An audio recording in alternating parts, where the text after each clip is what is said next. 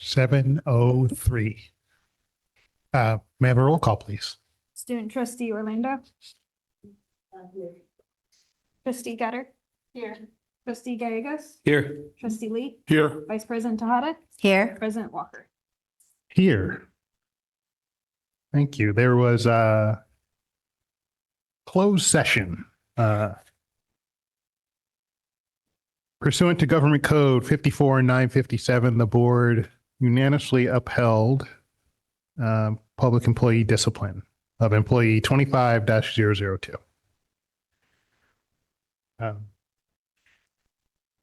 Item 4B, the board took action in closed session to authorize staff to initiate litigation.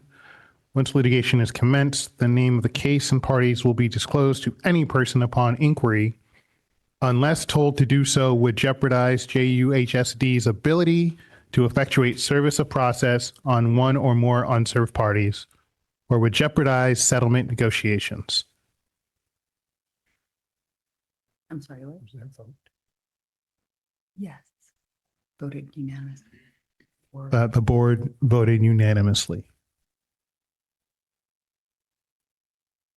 Item 9, shall we approve the agenda? Are there any changes to the agenda? Their attachments were added to item 16A2 since it was published. Thank you. Is that reflected on our online agenda for It the is. folks on YouTube? It is currently attached. They are currently attached, yes. We would like to take action on the agenda as modified. So moved. Second. All those in favor? Aye. Aye. Aye. Item 10A, there are board meeting minutes from March 24th, 2026. Move to approve minutes from March 24th, 2026. Second. All in favor? Aye. Aye. And there are board minutes from March 28th, 2026. So moved. Second. All in favor? Aye. Aye. Item 11, I can't read. Recognitions and commendations. 11A is our Jefferson High School Student of the Month. I think that Principal John Harrigan will present for us. Welcome. Thank you. Okay, good evening, President Walker, Superintendent Presta, and members of the board. I am proud to present our Student of the Month. It's my honor to present to honor Sergio Jaden JJ Peralta, a senior who has earned the deep respect and admiration of peers, teachers, and staff alike. Tonight, we recognize JJ as JUHSD's Student of the Month for his outstanding achievements and exceptional contributions to our school community. JJ is a remarkable leader, both in the classroom and on the field.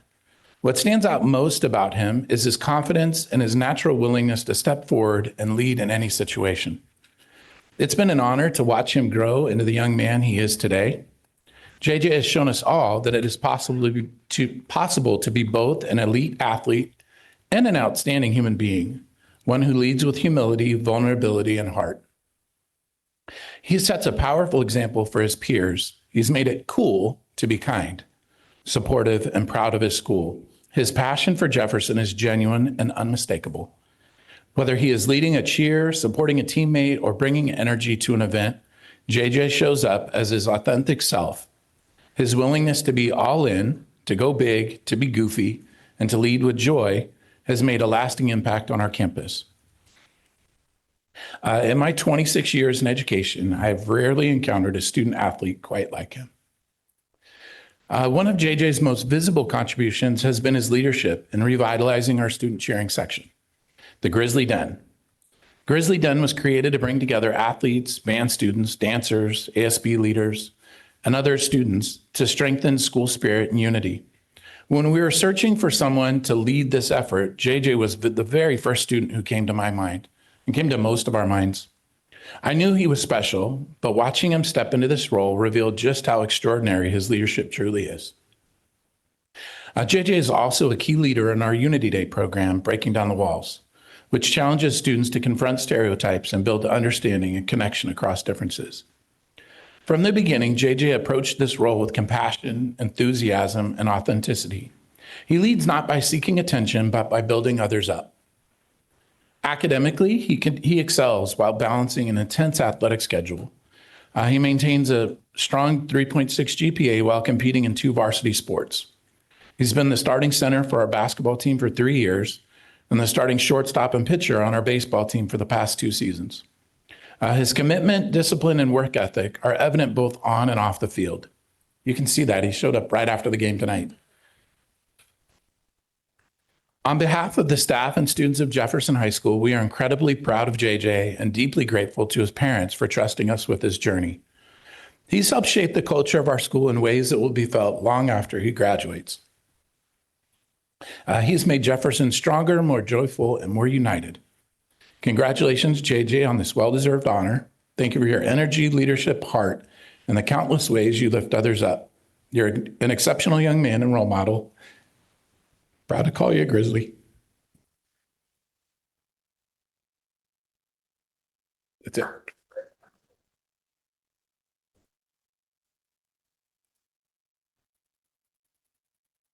think you get to come up now. Yeah. You're choking up your principal. I know. God, I don't know what. Yeah. Okay. Yeah. It's official. It is official. Yeah, it's super official. So there's that, and then there's what I read. Oh, I get to keep that? Yeah. Perfect. Thank you. Keep it. Thank Yeah. you so much. In case you didn't hear it Thank you, all. everyone. Thank you. Yeah. Please. I mean, I don't know. I don't really have much to say. Thank you for everyone for showing up here, and thank you, the principal, for, being the principal and everything. And that was a beautiful speech, and that was great. But yeah, I don't have much to say. Thank you all. Thank you. Thank you.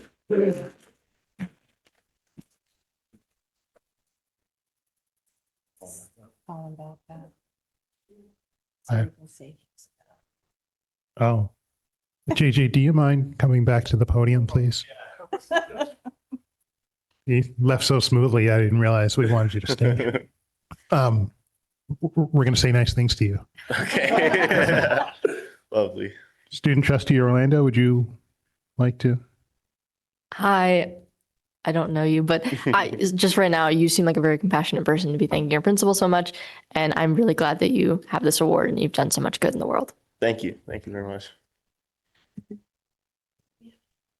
Hi, JJ. Hello. I just feel very privileged to be here tonight to hear all of these outstanding things about you. And it's just a testament to your family and that support, and also the support of the family that you created at the high school. And it's just so great to know that you're just leading with joy, because that will just take you far in life. So that's all internal to you. So never let anyone take that from you. Congratulations. It's Thank you. great. Thank you very much. What's good, JJ? What's going on? Who you here with tonight? Who you got over there? Mom, Dad, that's my little brother right there. Mom, Dad, how you guys doing? Congratulations, all of you guys, because it does take all of you guys to put a nice young kid like this up on the podium and earn this award. I think what I like most about giving these out, though, is that, these aren't things that you're working towards. These are things that are given to you for all that work that you do behind the scenes and that everybody sees. So it's like, you're out there busting your tail, doing everything you got to do for you and for the people around you. Then you don't realize that people are watching. You know what I mean? And that's really important that you understand that, because you are leading by example. So just super proud of you, for doing that. And as a father too, just seeing you up there and how proud you are and how proud your parents are, it's really cool. And then, seeing John really get, kind of take that to heart, how much it meant to him that you're representing the school and the district the way you are. Super proud of you. Keep it up. Thank you very much. Yeah. So I have to know, JJ, what were your stats tonight? Oh, God. 0 for 1, pulled a walk, and that's about it. And I played first a little bit, and maybe I had an error, but that was about it. But I had a few outs at one. Okay, cool. That's all. It's all good. It's all good. No, what strikes me about you is just not having just met you for the first time is your presence. And it's really clear. We can look at you and just know that there is a natural born leader right here. And that's something that's going to take you far. and hold on to it. And it's also clear from what your principal shared, you're leading with humility and keep that as well, because it's really clear that you're going to go far. You're going to do some amazing things coming up, and we're excited to see what you're going to do. So stay in touch after you've gone. We'd love to know what you're up to. Thank you. Thank you very much. Hi, JJ. Hello. So you didn't pitch tonight. No, I didn't. Okay. Well, it's really great to honor you. When I read this, when I read the presentation that Mr. Harrigan wrote, I was thinking, who is this young man who in 26 years of his education experience has rarely met someone like you? I went to Jeff. My daughter graduated from Jeff in 2022. Trustee Gallegos also went to Jeff. So I, of course, have a special place in my heart for any Jefferson students. And I just love how he said that you've helped shape the culture of the school in ways that we felt long after you graduate. You probably don't even realize that. There will be people, I'm telling you, from way in the future, someone will say, hey, did you know this guy, JJ, who went to Jeff? Oh my God, JJ, yeah, I know him. It's going to be like that for you. Mm-hmm. And, I just, you like they said, you're so humble. But it is a gift that you can affect people in the way that you do just by being you. And that you're a scholar athlete as well. And you're able to maintain that, but also bring joy to your school. And I'm sure everybody at Jeff knows you because you're just naturally friendly, I can tell. Mm-hmm. And he goes, mm-hmm. Yeah, but I want to thank your family so much. Principal Harrigan, Mr. Falabella, everyone at Jeff who created this environment to help you excel and to be yourself and bring, the leadership out of you, which probably has been there for a very long time, even as young as you are. Mm-hmm. But you're going to go far. I can't wait to hear what you're going to do in the future. But good luck, and so proud of you. Thank you. Thank you very much. JJ, congratulations. I always say that, students who come up here have figured a few things out. And I'm glad that you've taken on this role of a leader. I'm really proud of what you've done in the classroom. And I don't know, it's important. These things are important. Somebody's got to step up. And, I think you don't realize it, like Rosie said, but people look up to you, people around, they see you and they're like, I want to be like that guy. I kind of embrace a special role of sports. I have a son who won't do anything willingly except play soccer. And so I'm always like, oh, look, you can do this for the lads, and that's leadership. And he's like, and I don't care. I want to score. So again, I'm really proud of you for doing that.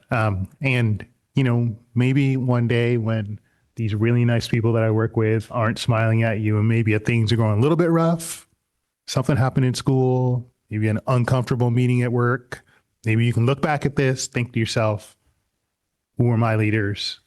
What are my leadership skills? How could I get out of this? So hopefully this delivers for you in the future. I'm so happy for you. Congratulations. Thank you very much. JJ, I always go last, and then all of the great things feel like they've been said. So I won't be too redundant, but I will say, congratulations. I'm very proud of you. I can tell you're a very humble person, but I hope you do feel pride because you are making a difference. I kind of joked when I said you've choked your principal up, but Mr. Harrigan was really quite moved. And so that really says something. Your principal sees in you something that, and I think we all see something that is shining through you. You've got a wonderful presence and a wonderful smile. And there was one line, you've made Jefferson stronger, more joyful. and more united. And I'm grateful. As the superintendent, I'm grateful that you brought this to your school. And I hope that you feel that from those around you as well, and that you're getting filled up by that. I want to congratulate your parents and your brother and your family, because, you know, you're a team.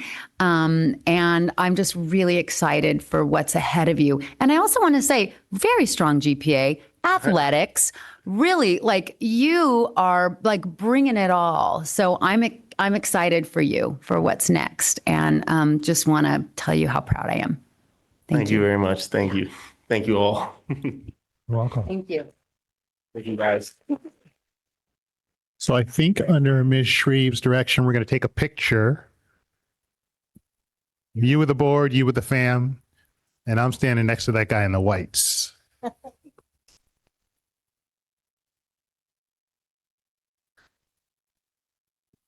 nice. I know. You know what I'm in need of joy? I know. I'm good. I'm good.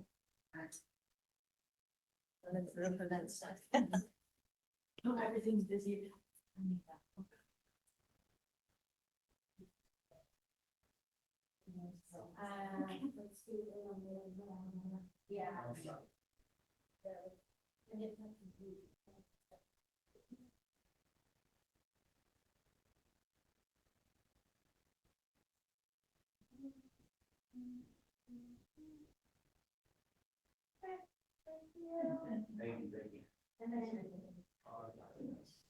All right.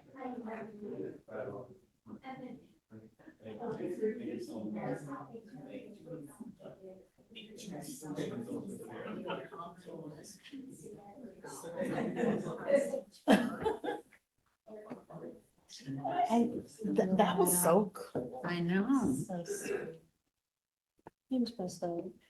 It's something about it being in No, you know what? It's all good. Yeah. Your people are. The Bruce Springsteen concert called to me, had to go. Really?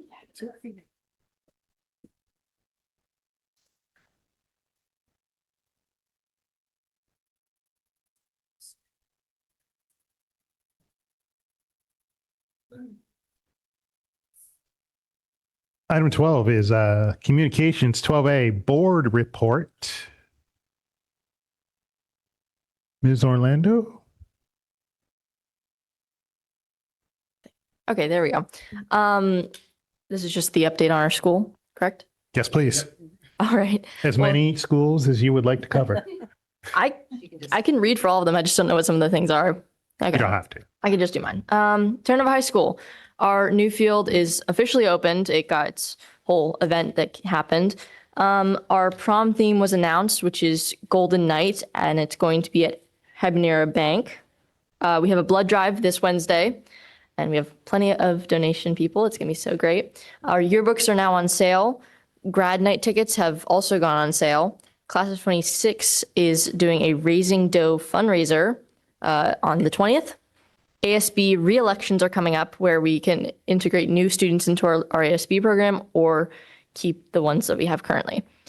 Our last rally is on May 1st. We have an Earth Week celebration from the 20th to the 25th with presentations, games, challenges, and a pop-up thrift section. We also had a mental health awareness week with activities in the quad with like shout out your friends and here's some fidgets and play with these and like write a nice note to your friend and stuff. We also are currently having an Asian Club flip-flop drive till May 3rd to help support kids in the Philippines. Thank you. Did you say blood drive tomorrow, Wednesday? Yes. Right. Thank you.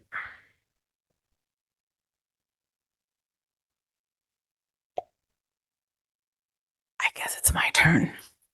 Please. So I never remember how to quite do this, but I was told that, oh, I went to the Terra Nova ribbon cutting of the field. And that was absolutely fabulous. I'd never been to Terra Nova before. And that field is just something I see the entire community being able to take a part of. And I'm glad that who knows how long it took, 10 years or probably 7 years in the making.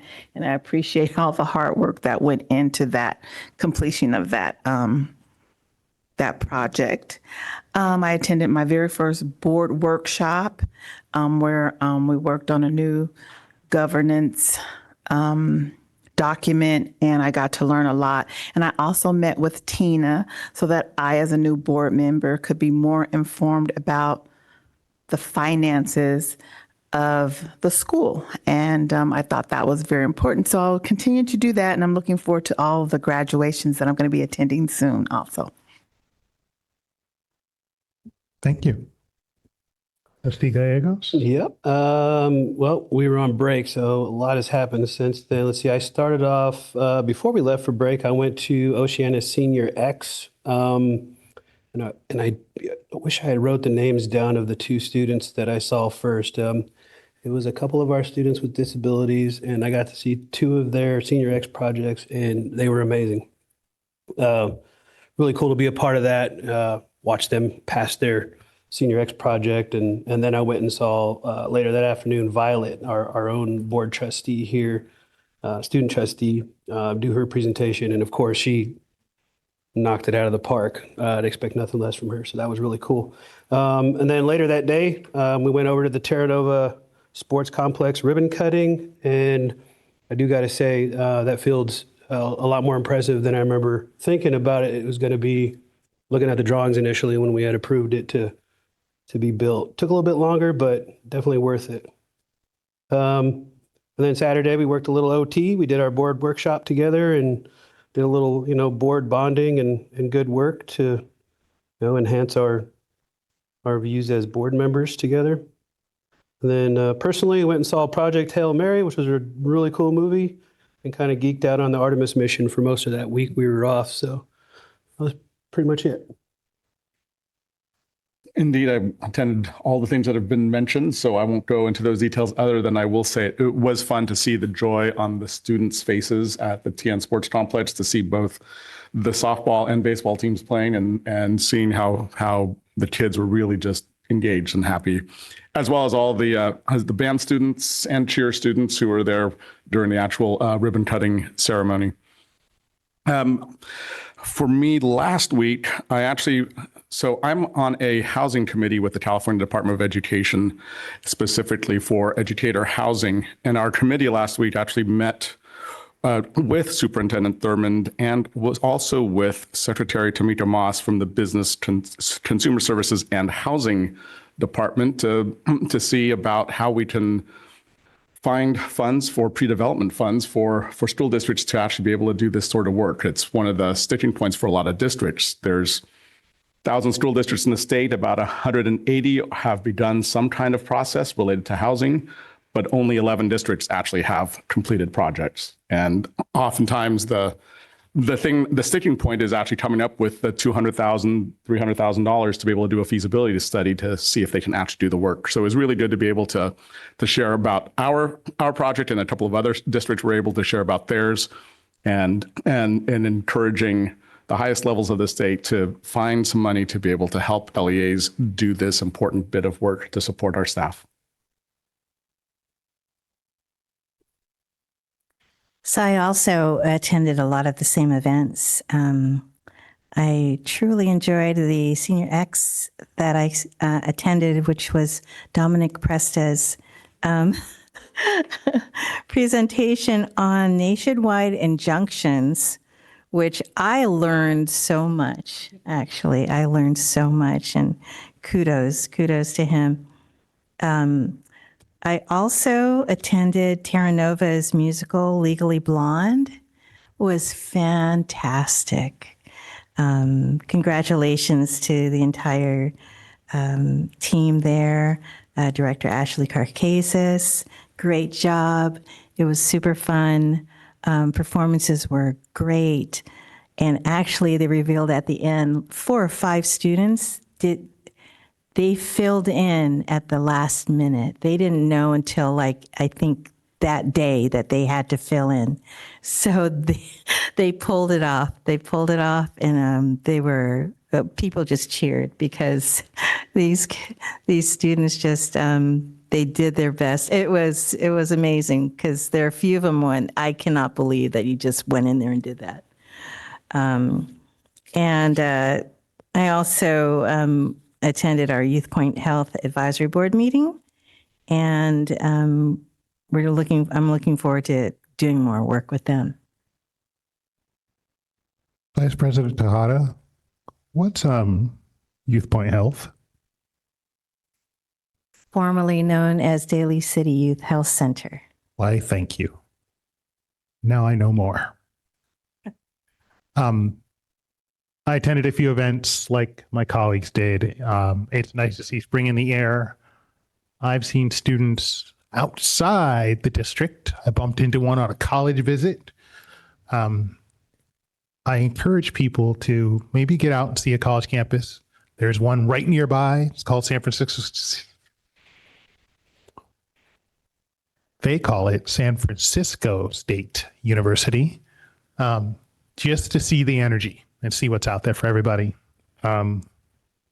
Also, my family spotted students out for interim, students from Oceana, out in the wild, doing their thing. That's all I have to report. Happy spring. Thank you. I was at pretty much all of the same things that were listed earlier.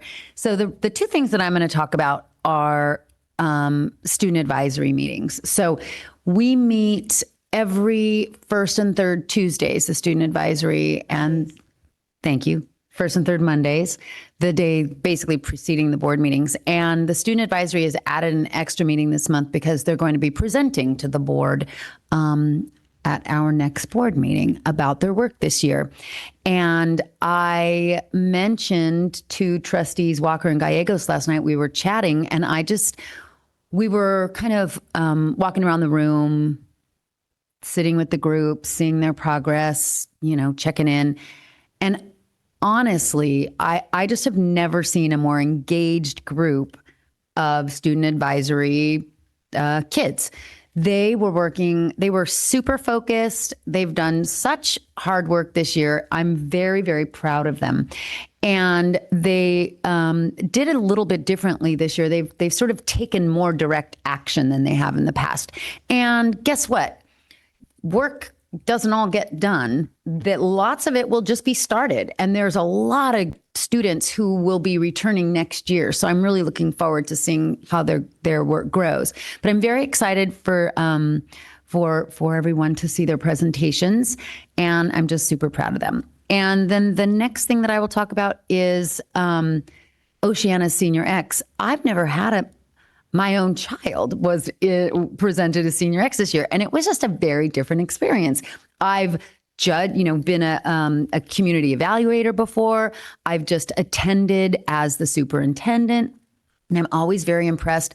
But this year I got to see what goes into it, and it's mind-boggling the amount of work that these kids do. They literally work on it all year. And the presentation, frankly, is kind of just the tip of the iceberg. I mean, they worked on the paper. He worked on the paper all year, 38-page paper.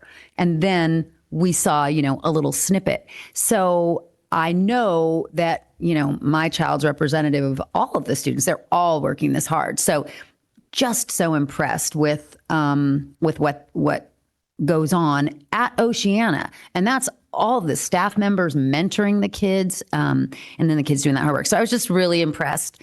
And the time of year, again, having a senior in high school and, making those final college decisions, I'm getting a different vantage point on what our students, are doing in their senior year. It's quite a busy time. So that's it for me. Thank you. Any board subcommittees that need to report out? Seeing none. How about the highlight of the night? The AFT Local 1481 report, something I would never forget. Thank you, everyone. I'm going to make it quick so that Mr. Ed Lopez can have more time. We have May Day coming up, and I just want to let everyone know that there are a menu of actions that you can take, what you feel comfortable doing, and there's some coordination happening in San Francisco and San Mateo and San Jose. So please look at our website and see what there is available for you to do to support May Day. That's a Friday, May 1st. And again, there's a menu of items that you can do. Number one, I'm just going to say, is no shopping. So if you can think about it a day or two ahead of time, get your gas, get some groceries, and not spend money that day, everyone can do that. Even if you don't feel comfortable not coming to work or not coming to school or whatever it is that you feel comfortable doing. So there'll be more coordination later. And I think there was something else I was going to say, and I don't remember what it is. So that's all. Thank you. Thank you. Item 14 is the consent agenda. Are we going to keep all the items on the consent agenda? So moved.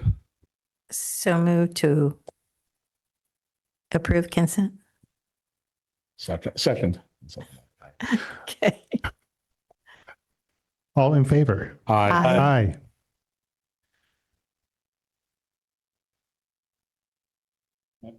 And no, I have no blue cards in anticipation of the question on item 15.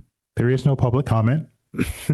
Item 16A1 is a discussion item. And this is a presentation from the community. Really having a tough time tonight, I'm sorry. The Community Environmental Education Program. Mr. Lopez.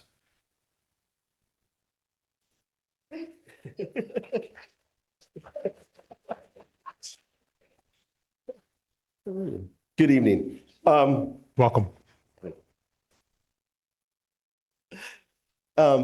In 1992, I started my teaching career as a long-term substitute at Baden High School in South City. I soon came to the realization that there needed to be a better way to educate students who did not fit in the traditional high school setting. I soon was guided to check out a teacher in Daly City. His name was Reno Taini. He sits right over there.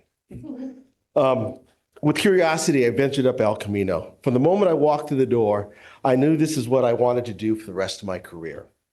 I realized the Wilderness School was not just the name of a program, but an idea.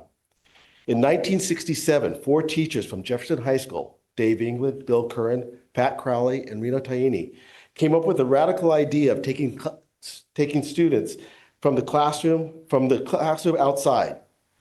Soon afterwards, a 5th teacher, Abe Evnovich, expanded the program to Ceremony High School and eventually moved it to Oceana High School. As the 70s progressed, Reno and Abe forged ahead. When Abe retired in 1997, I was finally able to realize my dream of being a teacher at Wilderness School. When Reno retired in 2003, Caroline Bird, a longtime volunteer and intern, stepped in 2009. Since 1967, the Wilderness School has created and evolved its curriculum to fit the needs of our time, but more importantly, the needs of the students. But what is Wilderness School? What it's not is outdoor education. It's not a place where kids go camping. It's very important to understand the backpacking trips were not primarily about backpacking. They were about finding out what was possible and learning to believe in oneself. But backpacking was the best way to learn this lesson, and it was also a lot of fun. Our mission statement says that the Wilderness School is a socially and environmentally committed program. Our people and our resources are dedicated to the improvement of people and places through our direct involvement with our community. We fulfill this mission statement by centering the curriculum on 2 essential principles: kids teaching kids and the recyclable tradition. Our guiding belief was that older students were more effective than teachers in delivering and translating the curriculum to newer students. As the semester progressed, the tradition recycled. Recently, a colleague labeled this guided autonomy. Walking through our classroom, there are signs that read trust, believe, and choice. There are images of students doing what was once thought the unimaginable and an impossible. Those images are saying out loud, if I can do it, so can you. And it worked. What did they do? They hiked through the wilderness in all conditions, carrying a backpack that they could barely lift on their own, held strangers' lives in their hands at the ropes course, trusted others with their physical and emotional well-being. trained hundreds of police recruit officers from the San Francisco Police Academy, facilitated discussions on gun violence and domestic abuse using videos produced by Wilderness School students, delivered home meals to people living with HIV, constructed and maintained an award-winning school garden long before it was fashionable, led elementary school students on field trips throughout the Bay Area, taught them graffiti painting, poetry, reading, and math skills. The list goes on, but bottom line, they showed up asking the question, how can I help? The shirt that I'm wearing tells the story of the Wilderness School. The picture of the mountains and the seagull tells us that we may not be far from home, but we may be far from home, but we'll always have the connection to Daly City and the coast side. The peace sign on my back, the peace sign outlined with the profile of a student's face along with the tree and the deer. This image tells of the intersectionality of the environment, the students, and the idea of do no harm. Numerous articles have been written, a TV special report, an award-winning documentary, multitude of awards, including several Kent Awards, and Wilderness students have earned the United States Congressional Award for their service to the community. There are numerous members of the community I'd like to thank. First and foremost, the Jefferson Union High School District, the Board of Trustees, and all the staff for their unwavering support. To all who called us, who started a conversation or an email with, I got a kid. To a very special thank you to Bill Somerville, Don Hawk, and everyone at Philanthropic Ventures Foundation for the belief and commitment through their constant financial support. To Seth, Dimel, and Doug Morgan, the cowboys and cowgirls of Aspen Meadow Pack Station, especially Reno Sardella, Laverne Literal, and Josh Bloom, it would be an understatement and too inadequate to put into words our gratitude for their support as we traverse the high Sierras. To all the volunteers who gave back because Wilderness worked for them and they wanted to work for others. Without them, the program would be at very best difficult, if not impossible to run. To the town of Colma for their unwavering belief in our mission, the city of Daly City, San Mateo County Parks and its foundation, the San Francisco Police Academy for the belief that it's never too late to build better relations with youth, and to the families and students who trusted us. And my gratitude to my family, my partner, Christine over here, son and daughter for tolerating or possibly looking forward to my long absences. What will I miss most of the Wilderness School? Witnessing students realize their true potential, that they can contribute, and more importantly, that they are needed. Many of these achievements were small, something I refer to as micro successes, but they paved the way to greater success. Often returning later, years later, saying how much their time at Wilderness mattered. Lastly, I would like to read a quote from George Bernard Shaw. It epitomizes what we at the Wilderness School reach for every day. This is usually read at the end of a ropes course day. As I recite the quote, please keep in mind that when you hear the word I or me, I'm referring to the Wilderness School. I believe that once we close the door, the Wilderness School will never happen again.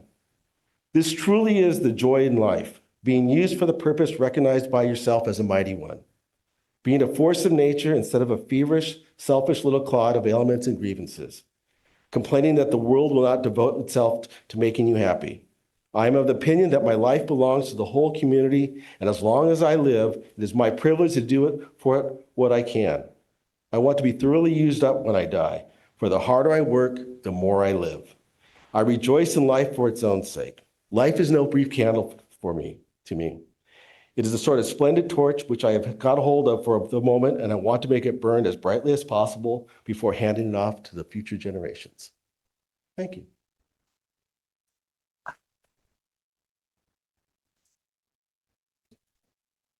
And by the way, a couple people in the audience I want to recognize. Please. One of my first students is right over there when I was student teaching, Sancha. And the other one over there is Merle, are here today. So, and then some current students, I just want to say that. And then Reno, of course, he started this whole thing. It's his fault. Thanks, Ed. Any discussion, board? Hi. Hi. I'm from Terra Nova, not from Jefferson, but It's I would okay. just like to say that this program looks incredibly interesting, and I think it's fantastic, really. I think this is a great program that a lot of students could use, and Same here. It's amazing that our district has it at least one of the schools, and maybe one day it could be at all of them. I think this is a very interesting program. Well, it's sort of say it's ending. Oh, well, sorry. Oh my God. No, it's just like your speech was so nice, and then the photos, and I was like, oh my God, this is so nice. It's like a community. You're good. You're good. I was totally listening. I'm so sorry. I was in two separate places. I was like, this is so nice, and I hope it continues. I'm so sorry. It seems amazing, and I'm really glad a lot of students have grown and learned from it and worked. Well, thank you for coming. I met you at Thornton, and I appreciated your eggs, and I told board that week that was amazing. I am so sorry that this program is ending, but the love that you and others have poured into the program just is filled this room right now, and just the benefits are just immeasurable, especially when you taught those youth that they have potential and that they're needed in the world. And I think sometimes kids feel thrown away and they don't feel challenged. And I think this program was able to bring out some of the best in them. And that was because of the structure and you and all those that work with you to provide that. So thank you. Ed, how you doing, Ed? All right. First of all, yeah, the eggs were smacking. My wife and I had some really good avocado egg toast with those, and they were really good. So, second of all, thank you for all your years of leadership with this program. I think we talked, and I was at Thornton maybe like the year before you came in, or right around the same time. I started full time in 97. Yeah, so I was 95 when I was there. But I was there in 92, 93. Well, but just listening to it, I was thinking to myself, I was like, how did I not get into that program? I would have rather have done that than, just be, at school trying to figure it out. It seems like something that was more along the lines of what probably would have done me a little bit better at that time. But it is amazing to hear, all the lives that you've touched through this program and all the support that you've had, at the school, and having your students come back and support you here and kind of see it off. It is sad that it is going away. I know when I first heard about it going away, I was like, wow. Understandably, though, I think we know why. So, but it was an amazing program. You did an amazing job with it while you had it. Thanks again for all your years of hard work there. Appreciate it. Ed, I know we talked quite a bit about this at the Thornton site meeting, but I do want to say, and I know I've said this to you multiple times over the years, but I think this was one of the first site visits I had as a new board member back in January of 2016. And I had been appointed in November 2015, and coming over with my wife and actually watching you speak to the parents and the students about what was expected. And that you're upfront and honest about what these students needed, that they needed to be able to just do the basics. Yeah. Not to worry about the academics. It was just about being straight up and being themselves. And I remember just being really taken by that, and by your honesty and your approach, and the realism that the parents needed to hear. And I appreciate what transpires with each cohort of students that comes through, just the amazing growth that each of them go through, and as evidenced in this room. So I just want to say, as a friend, thank you. Welcome. Really, just thank you so much for years of service to this district, and especially to the students.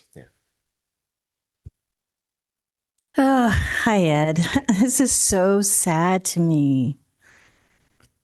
I'm trying to keep it together up here. I know. So I grew up like 3 blocks from Thornton. And sometimes I would walk that way to get to Jeff, or I'd walk that way to get home, just for a change. And it was always a school where kids were building things, or they're planting things, or I go, what are they doing? This is a high school. We don't do this over where I go to school. But I have two friends who went through wilderness school, and it was like a badge of honor for them. Denise Bibiano and Christine Serrano. Yeah, so it said it was so hard, but when they went through it, it was just life affirming, you know.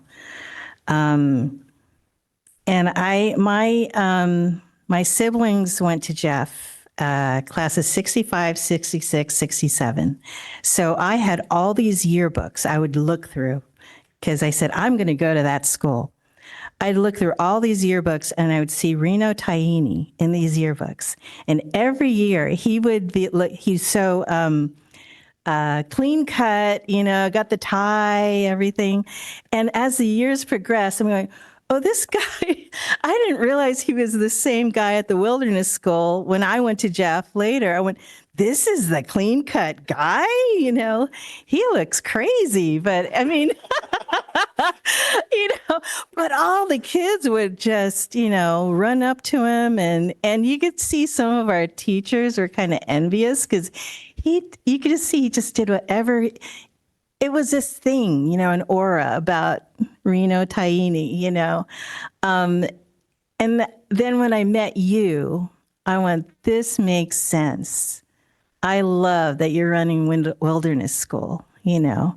And when we celebrated, I think, the 50th anniversary, all these students came back sharing all their experiences and how it changed their lives. And you could tell that there was a real brotherhood and sisterhood between all the grads who went through wilderness school. And I would just felt really humbled that I could be in the same room because they were also students that people I went to school with also who were younger than me, but went through wilderness school.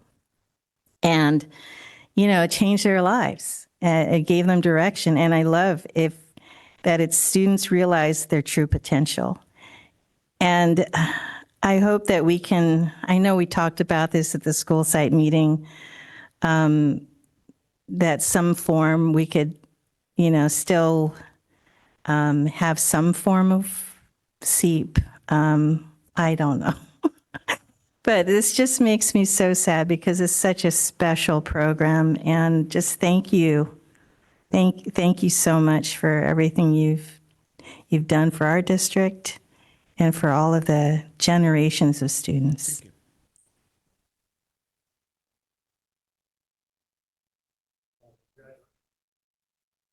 Congratulations, Ed.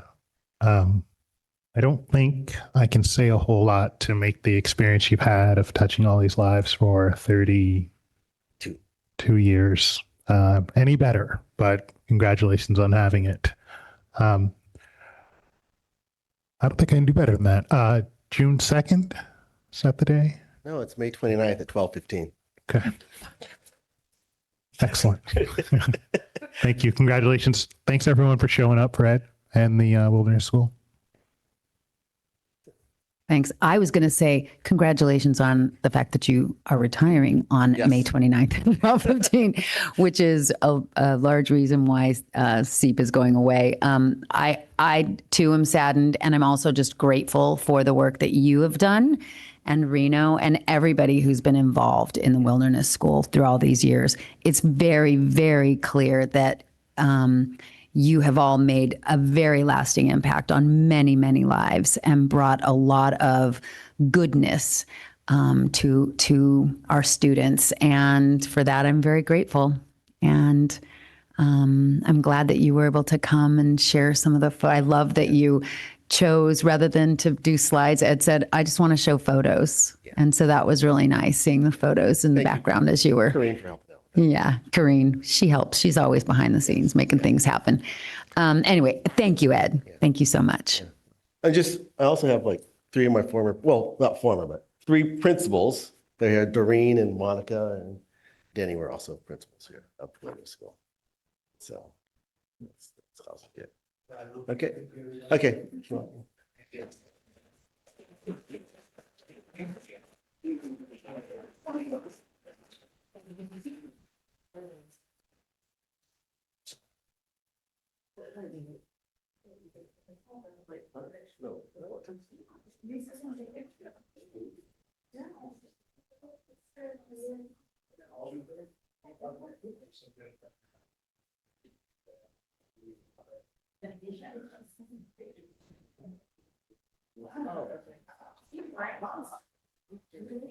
Item 16A2 is a presentation from our equity design team. Thank you. Ms. Presta. Thank you. I'm waiting for it to show up for me. Thank you. Technical people behind the scenes that make everything work.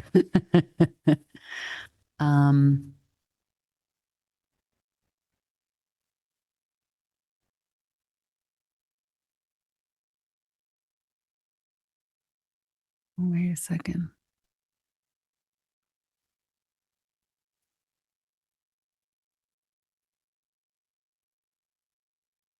I think this is a few slides in. There should be. Can I go backwards with it? I can. No. Your mouse? I don't have control at this point. Can call Janet. Okay, I Jackson. do. I got it. I am in control now, except I don't know how to get that off the middle of the screen. Is somebody else? Yeah, thank you.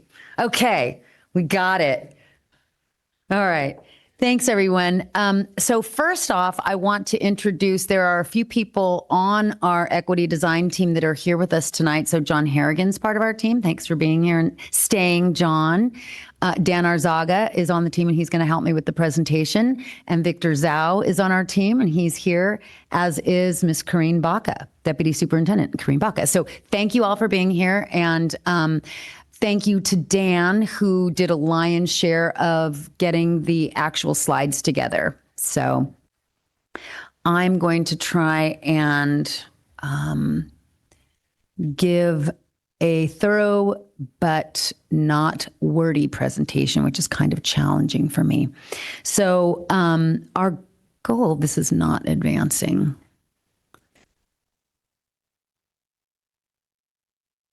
Should I just ask you to advance? Do I have control on the keyboard? Sorry. Can you just give me the clicker? Thank you. They gave me a keyboard to use, but it's not working. Thank you. Okay. Okay. So the purpose of the presentation tonight is to provide information about the broad work going on in our district in service of our commitment to dismantle systemic inequities, ensuring that all students develop a stronger sense of belonging and thrive in engaging learning environments. We're going to go through a really brief timeline that highlights our equity journey. In prior presentations, we've given a lot more details. So we just wanted to give the highlights tonight and then focus more time on what we're doing now. And Denny Marenko just walked in. He's also on our equity design team. So thank you for staying with us, Denny. Okay, so several years ago, the board and a team worked on the equity statement. We have included it here.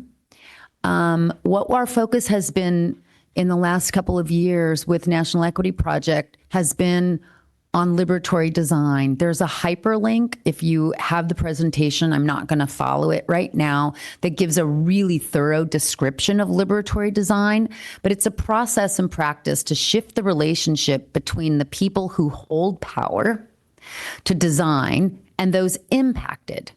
So designing with, not for students, families, etc.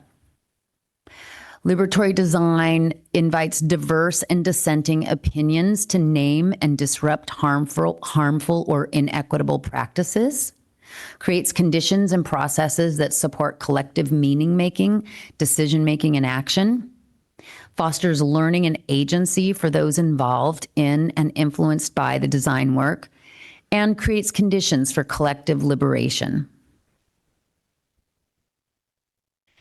So in thinking about how to put this presentation together, the equity design team, we met and we talked about, what is it that we're doing? We're developing equity muscles. This is a metaphor for developing the will, stamina, and skills to engage and sustain uncomfortable and difficult conversations about race, equity, and systemic change. We're strengthening our equity practices, the process of providing staff with the skills, tools, and shared sense-making opportunities which are necessary to implement equity strategies in our daily work. We're developing an equity lens, cultivating a specific, intentional, and critical lens to examine policies, practices, and decisions to ensure they do not create or perpetuate inequities. We're cultivating equity-mindedness, a mode of thinking where practitioners are conscious about race and willing to take personal and institutional responsibility for the success of historically marginalized groups. And we're transforming equity leadership, exploring structures and opportunities in which power is shared, not exercised, so that everyone can play a role in shaping the course of building equitable learning environments. So we've created these, we came up with these icons that are to the left, and in the slides, you'll see some of these icons shown so that you can kind of, see the connections that are made. Okay. One of the things that I say, we were meeting earlier today, Corrine and Dan and I going over the slides, and Corrine reminded me of something that I say in many meetings that we are in when I'm talking about the equity work that we're doing. And for me personally, as superintendent, one of my main goals is for our district to be a place that you can take me out of the picture, you can take Ms. Baca out of the picture, you can take any of the people kind of out of the picture, can be other people in place, but to have systems in place where students can thrive, students you'll hear us talking about if they're seen, heard, and valued, we have equitable systems that outlive all of us so that it doesn't really matter what person is in the system, but the system is going to work for all of those students. And so this is the stuff that we're busy doing. We are improving our instruction. We're focused on universal design for learning, constructing meaning, grading for equity, ethnic studies, instructional coaching. So it's not all about sort of getting in touch with our feelings. It's real meaty work that we're doing. We have set up, and this is the part that I feel is one of the linchpins of everything, like keeping everything together. We started with an equity design team with National Equity Project. We have equity teams now at every school site. We have student equity teams at every school site. And not only is there just sort of a team, but they are functioning teams. And I'm really excited for Dan to share with you some of the work that's gone on this year, because a lot is being done. And we've been building, this is my 5th year in this role. We've been building this for several, and preceding me by a couple of years. The board started this work. And now it's taken off. This year feels like sort of a sea change, that the work is really taken off. We're working on ensuring that we've got a positive climate. That happens by building relational trust.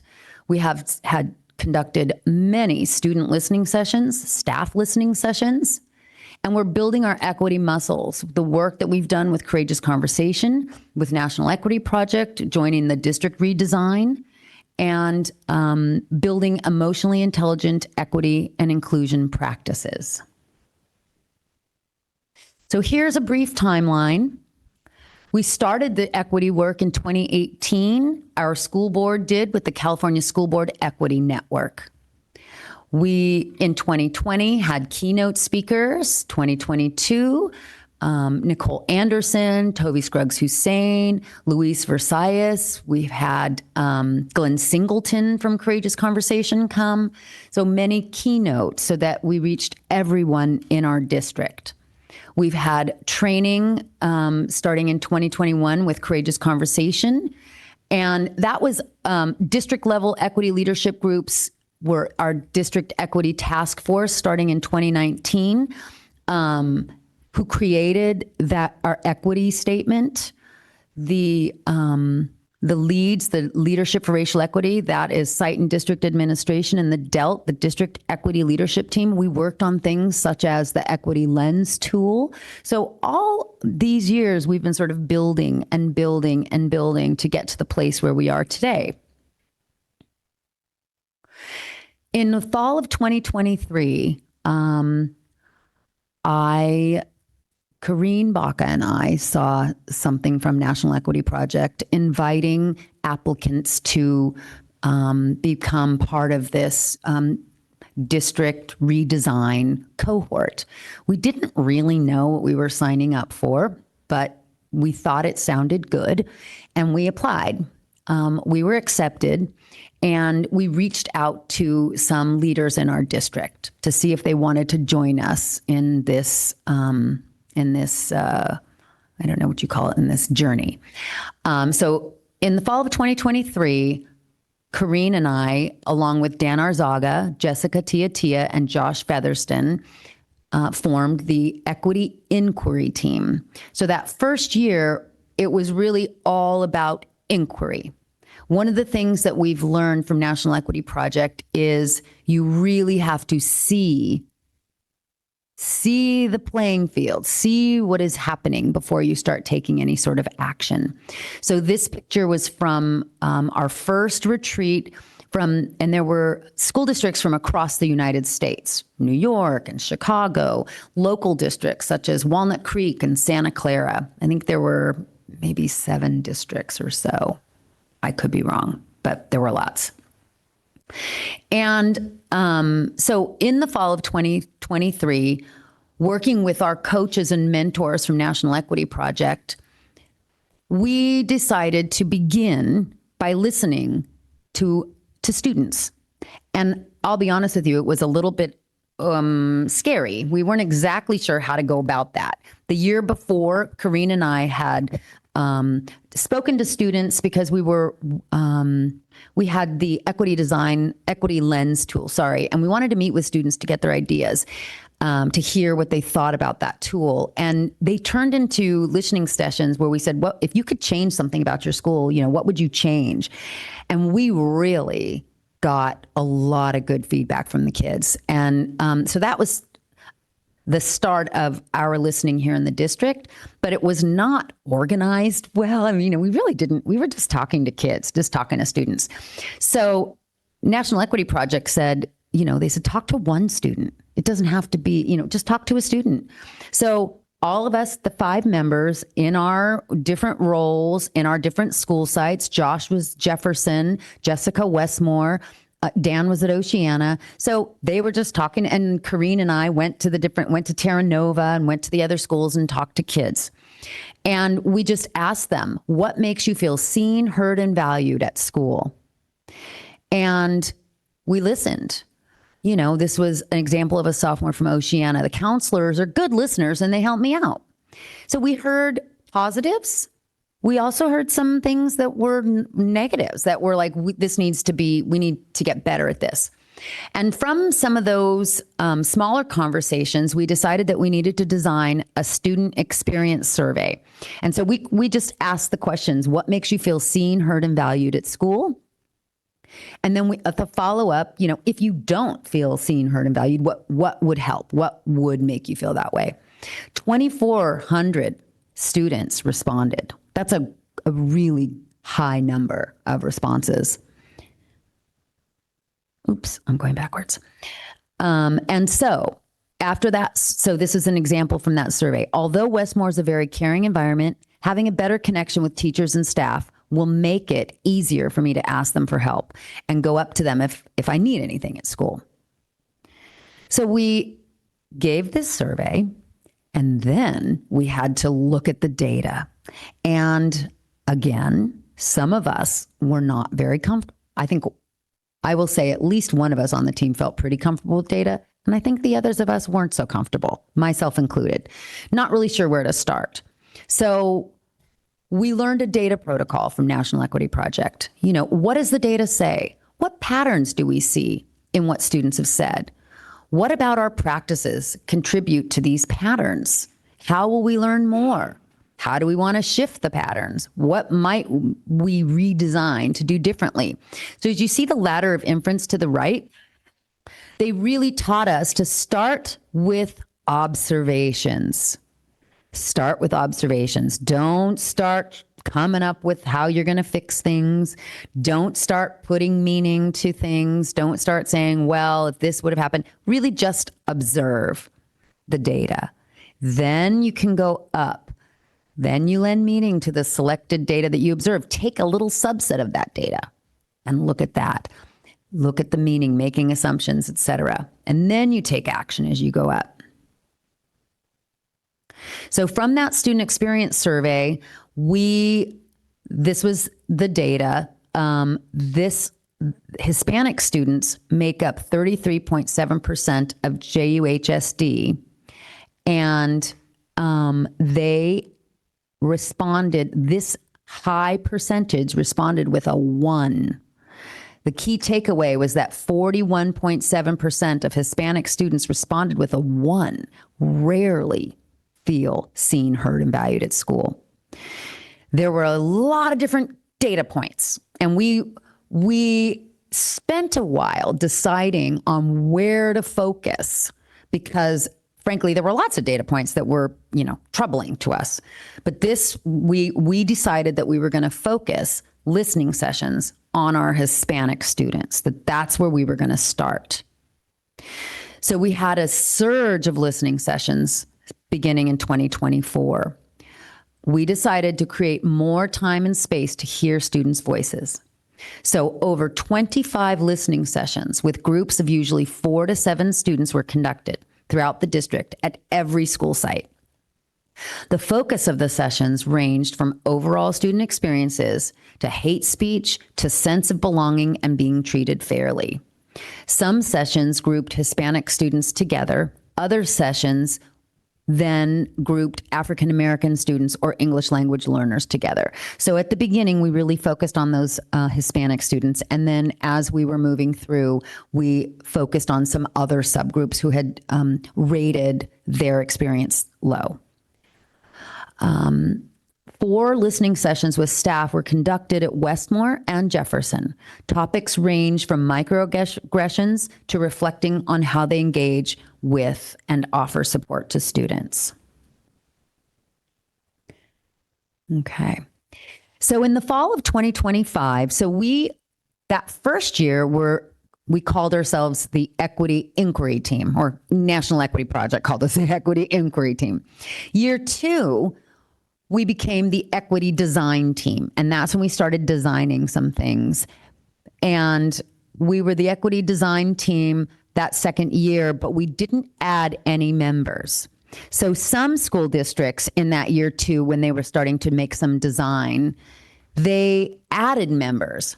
We, however, decided that we wanted to remain 5, which was they kept calling us small but mighty. We were a small group, but we wanted to sort of, I think, make more progress on what we were doing before we expanded our Equity Design Team. So in the fall of 2025, which is the beginning of this year, we expanded our Equity Design Team to include John Harrigan, Matthias Johansson, Maritza Torres, and Denny Marenko, and Victor Zhao. And one of our team members had to step down because he had so Josh Featherston had a lot of other responsibilities at Jefferson and decided that he wanted to focus on those. So this was our Equity Design Team beginning this year. In the fall, we met with I don't know what they call it, the district convening, and it was the whole country, I don't know if it was West Coast or the whole country, came to Oakland in the fall of this year. And we always do lots and lots of learning with National Equity Project. And the result of that day, or those few days actually, was our Equity Design Team creating the Equity Challenge Cycle.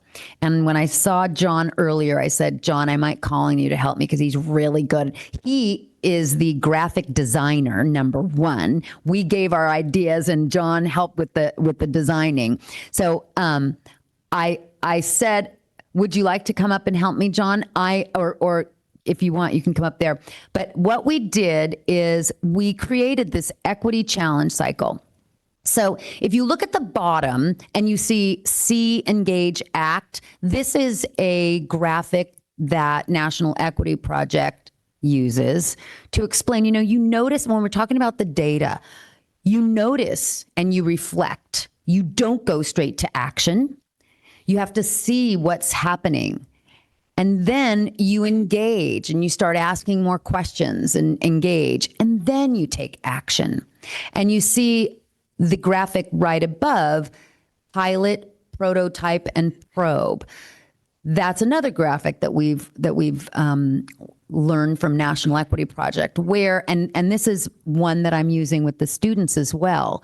They're asking questions, they're probing, and then they're creating a pilot to say, what if we do this to solve this problem? Let's do it at one school. Let's try this with this small group. Did it work? Then you're going to prototype. And then you're going to probe some more.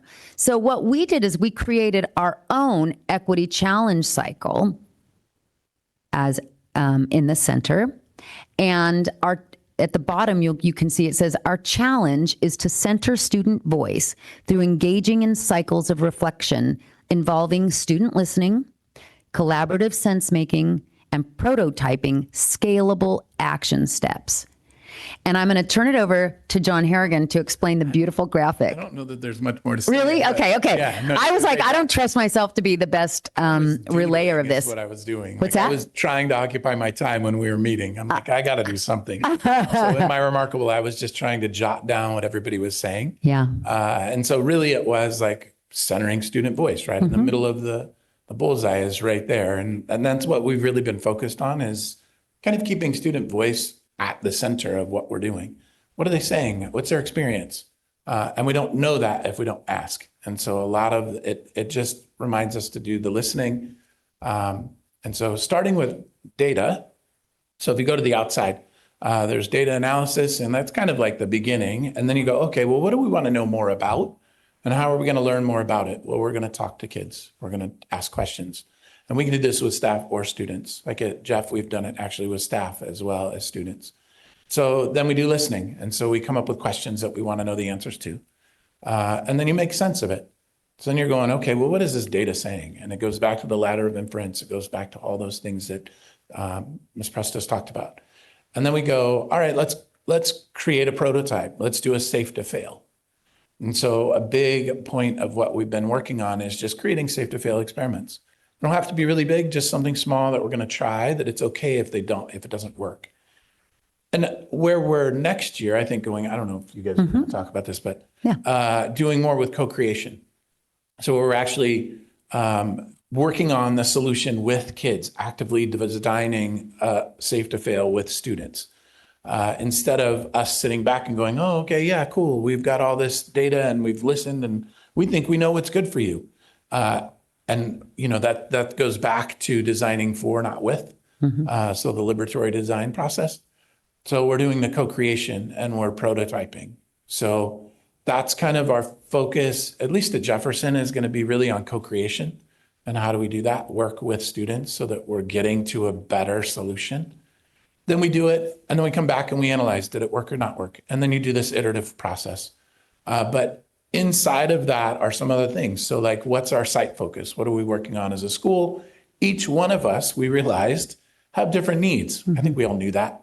But each one of us knew that. And so it didn't make sense to say, here is our site focus, because each one of us may be working on something different each year. And then we have enabling conditions. So these come from National Equity Project, and they really just talk about collective vision, effective systems, inclusive leadership, or trusting community. And so you kind of think about what it is that you're trying to address and what conditions need to be present in order for it to be successful. And then you figure out, okay, do we need to do something to address deficiencies in these enabling conditions that we might need? Not every project that we're going to work on requires all the enabling conditions, but it's important to kind of have an idea of what will allow or create success. So anyway, it was just creating this out of what everybody was talking about, and then having something that we could show people, like go back to our schools and say, here is the process that we actually use when we're doing this work. And so looking at how do we do this? And how do we make it clear that it is this iterative design process that we're really using student voice at the center of all this. So anyway, that's Thank you. enough. Thank you. Yeah. No, that's beautiful. I'm really happy that you could help. Thank you. So, with that, I'm going to turn it over to Dan Arzaga, who is our teacher on special assignment for equity and ethnic studies. And Dan, I'm going to hand you the clicker and I'm going to talk about you for a minute. Dan has been absolutely key to this work. He is a founding member of the Equity Inquiry and Design team, and he also works really closely with all of the principals and all of the school sites, all of the equity teams, all of the student equity teams. So we quickly learned, Corrine and I, that it was really hard for us to be kind of the person who is holding all of this together. And I just want to thank you, Dan, because Dan's done a really amazing job. And so he's going to be sharing with you some of the really amazing work. And you have also in the board packet links to each of the school sites specifics. But I'm going to turn it over to you, Dan, now. Thank you. Right. The appendices that you have, one from each school, they have a longer bulleted list of more than what we were able to put here on these few slides for this presentation. But it wasn't easy to get these things going. This is my second year in this role, and part of the difficulty was the role was created, and now what does this person do?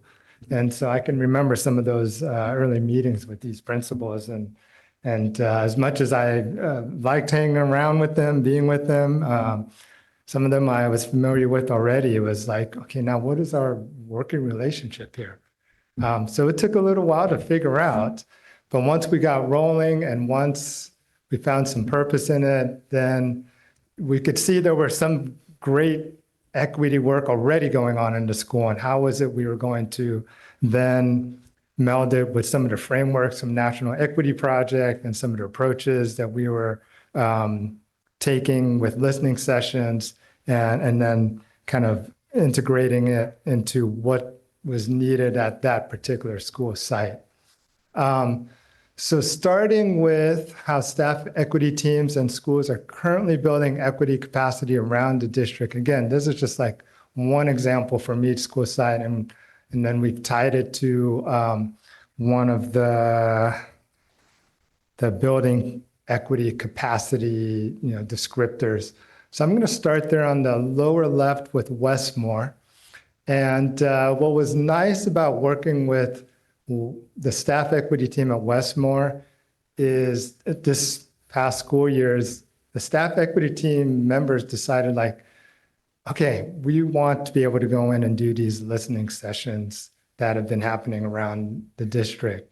And so it was a great example of the staff equity team members wanting to strengthen their equity practices by, I went in and did like a listening session with them and modeled it for them. And then they went and did 6 separate listening sessions with small groups of SLE students learning English.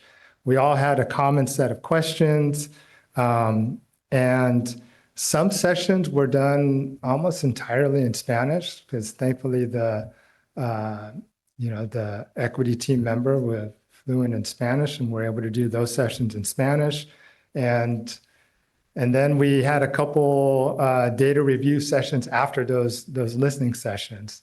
And so it gives Westmore some great direction going into next school year.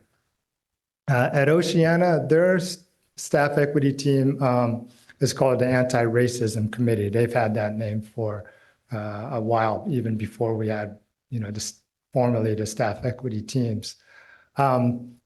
Just something they're doing currently is having this book club with their staff, and they are currently reading Why Fascists Fear Teachers by Randy Weingarten, the AFT president, and good example of developing equity muscles, because it's in those book clubs in which you're going to have those conversations about equity and race and systemic change. Up towards the top, Jefferson they've been conducting staff training the last few years around how to look at data. So even before John became part of the equity design team, because they've been they've been having discussions about National Equity Project data protocols, and they knew what we were doing with the EDT, the Equity Design Team. They were ready with their whole staff, training their staff to look at data in this way. And again, a good example of developing an equity lens. Over at Thornton, they are shifting to a school-wide project-based learning model. And listening, I mean, part of it comes from listening to their students and what is going to best meet their students' needs, which is the essence of Thornton.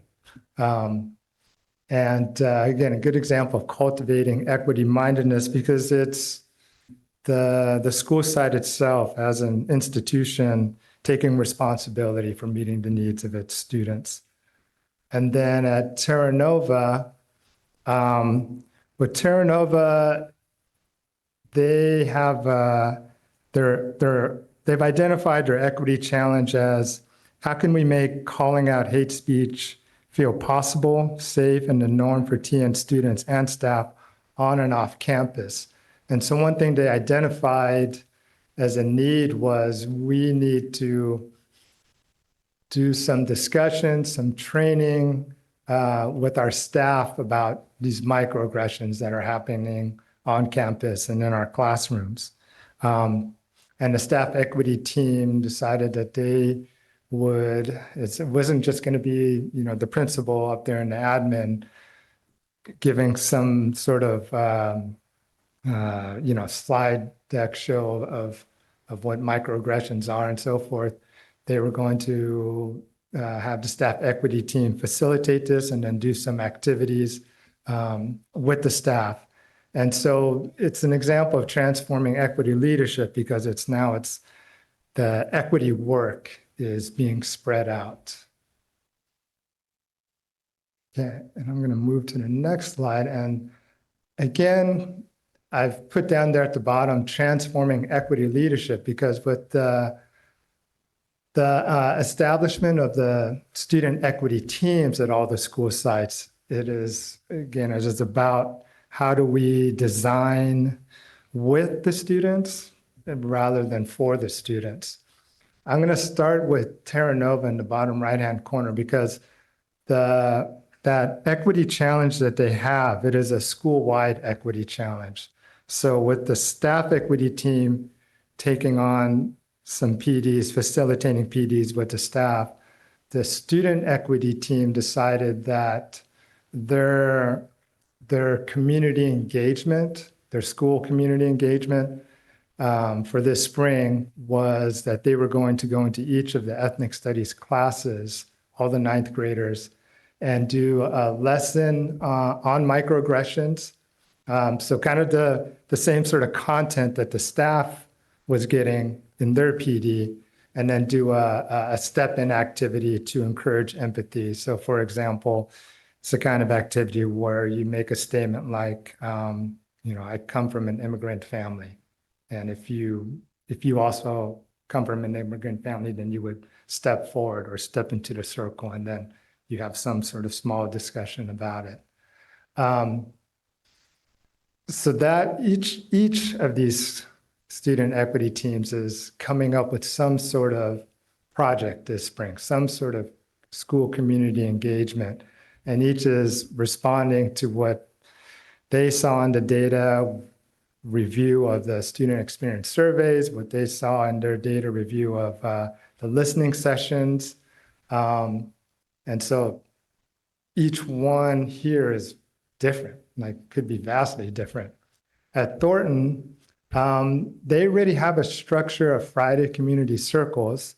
And so they're in the student team, student equity team, they have decided like, okay, how can we include more student voice or input into those Friday community circles?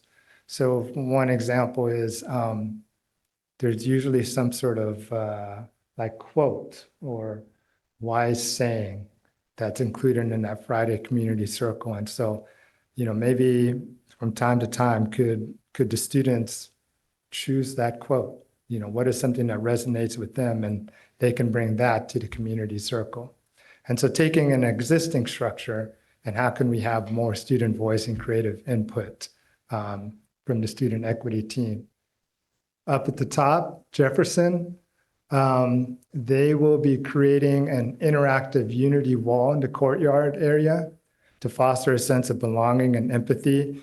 It might be something, they're still developing it, but it might be something in which they've taken some quotes or song lyrics that resonate with them, and other students can come and interact with it by, it might just be a star that says, yes, that resonates with me also, or a way in which they could also add things that resonate for them, and other people can then connect with it.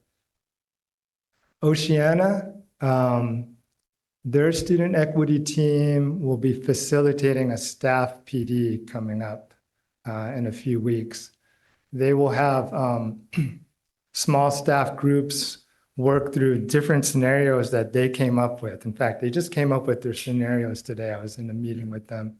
And one scenario had to deal with, the comments made about somebody's hair, the texture of their hair, and however intentional or unintentional the comments might be in making that student feel a certain way, feel bad or embarrassed or awkward. How might the staff or a teacher decide to intervene in that moment? So there'll be discussion with small staff groups, but then also the student equity team will give their input into how would we like the teachers to intervene? How would we like them to react to that? So they will be facilitating that staff meeting, that PD here in a couple of weeks, and they've generated the scenarios, and they will have action options in order to help guide their interventions. At Westmore, one thing, what they had seen through their data review is that in the change to the block schedule the last couple of years, that it's like they felt like, oh, we needed some break from these big blocks of academic work. And how could we create, and flex time can create a break, but there were no flex time offerings that were offering anything that felt like a break, whether it was some physical movement or something creative, or even some sort of, walk or anything like that. They were all academic driven.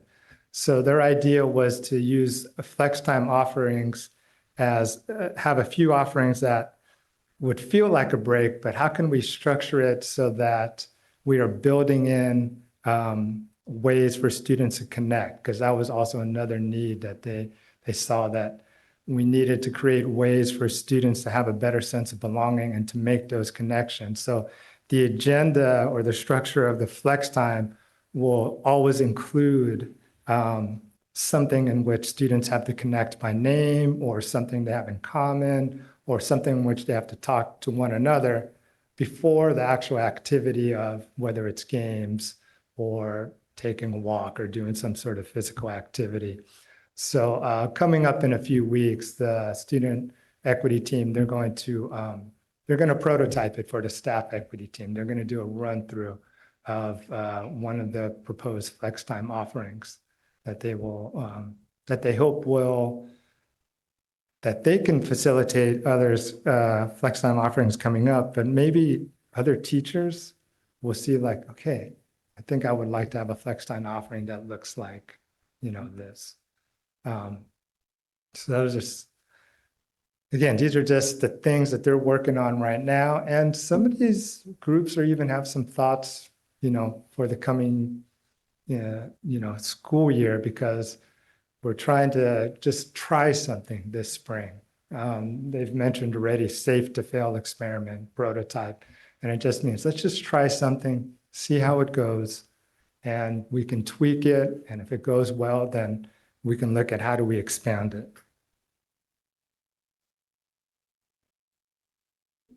And our future goals. Over to the right, that graphic, that is our goal. More youth participation, designing with our students rather than for our students. At the very top, I mean, that would, those two at the top, student initiated and directed would be great, and student initiated and the decisions are shared with adults. I mean, that's the goal we're striving for. We got to work up to it. What's nice about working with the student equity teams is not only working with the students, but for myself, working with all those student equity teams, I'm also working with different staff, teachers, admin. So, at Terra Nova, the advisors for the student equity team are Megan Carey, principal, and Juan Venegas, campus supervisor. At Westmore, it's Diana Villalobos, who's the student liaison, and Ran Boato, kind of a jack of all trades in the office. And, again, at Oceana, Principal Maritza Torres and Counselor Matthias Johansson, and at Jefferson, math teacher Kristen Ashford. So our student equity team advisors, when it comes to just that idea of transforming equity leadership, it is spreading not only to more people, but more people who have different roles within the school district and at their school sites. And it's nice to spread the leadership out that way, and then to kind of spread it out to our students in that way too. Our future goals: continue to partner with NEP to support JUHSD moving its equity work forward. It's like they've provided so much guidance in what we do that we know that we want to continue our partnership with them. Develop student leadership skills and agency by partnering students and adults in co-design of safe to fail experiments, prototypes, and sense-making about impact and decision-making. I'd say, especially in the last part about the sense-making and impact on decision-making, I mean, it's, for some of our student equity teams, they've only met a handful of times throughout the school year. It's like, we were trying to figure out, are we going to meet every 2 weeks, every 3 weeks? We're using flex time, and sometimes during flex time, those students, they have to go and take a makeup test. They have to go and talk to a teacher about a project. And so we're still trying to figure out, like, how do we make good use of our time and still move this work forward? 3, sustain and expand listening sessions throughout the district. It was great to have student equity team members at Westmore do to listening sessions. I had done a lot of them at Jefferson with Josh Featherston that first year. And so it would be great to kind of use that model of what happened at Westmore and get other teachers or staff at other schools to do the listening sessions. Again, expand and spread out that equity work. And we want to especially uplift voices of students who are typically not heard and who are experiencing equity when it comes to positive school experiences and schools meeting their needs. So as many students as we've already listened to, there's still a ton more out there who we need to listen to. And then 4, something we're hoping to do in the fall is create an opportunity and create more opportunities to better engage with our JUHSD families. We want to listen to the students, but we also want to listen to the families.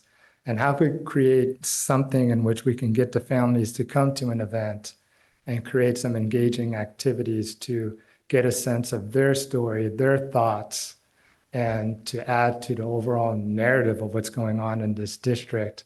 And how can we then move that work forward and designing not only with our students, with our staff, and with our families to create just more engaging educational environments where we have a better sense of belonging throughout the community, students, staff, families. Okay, thank you. Thank you.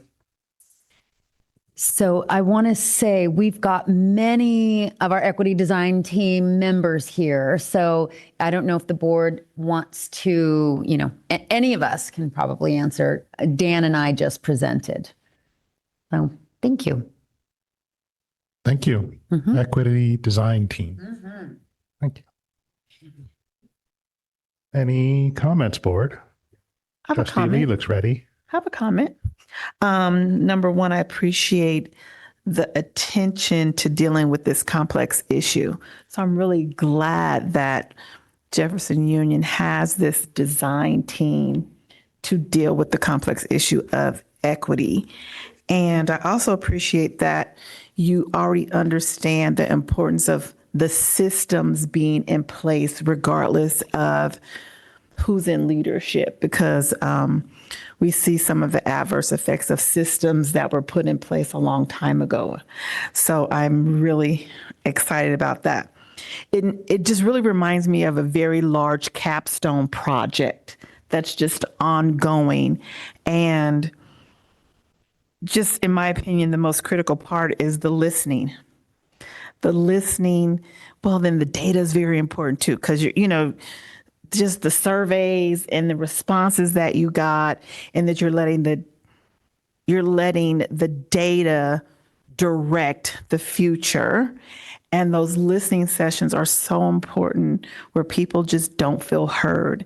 And I'm glad that you're tailoring it differently to the needs of the schools, the individual schools. I'm just excited about this. I'm just glad to be on the board here, because this is wonderful work. So congratulations for everyone who's involved in this. So thank you for this. Just a couple quick comments. First of all, thank you all for laying the groundwork for this big undertaking. We've heard a lot about it, kind of tidbits here and there from Superintendent Presta. And so to get this presentation, to kind of get an overall feel for all the work that you guys have been doing and putting into it is, it's pretty impressive, actually. There's a lot going on. And like Lysandra said, just kind of seeing how you're individualizing each, school's tasks for their students and what you got to do for each school. It's an ongoing, it sounds like a big ongoing project. 2 years in, you guys are kind of just getting started. I think I'm really anxious to see, what comes of this. The goals with, the student equity, or the equity project in general.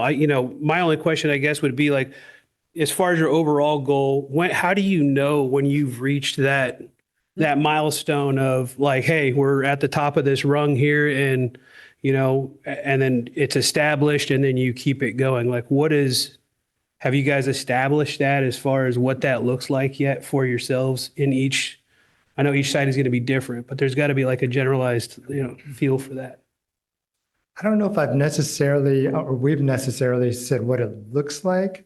I think there are times when I get the feeling that we're making progress, because, for example, I know a big step for us was, okay, we've gathered all this data, the listening session data, we've got the student experience stuff, and our NEP coach was like, well, get that data back in front of students. And a big step was putting it back in front of students. And then, well, how do we, there's so much, Right. and so for some schools, it was a matter of, okay, we'll take some excerpts and some from the listening session data, some from, the survey data. And okay, what do you guys think? And then at other schools, they decided like, okay, we just want to see like the survey, like all of it, and we'll kind of sift through it. And so each school, even just kind of deciding how they wanted to deal with the data was interesting.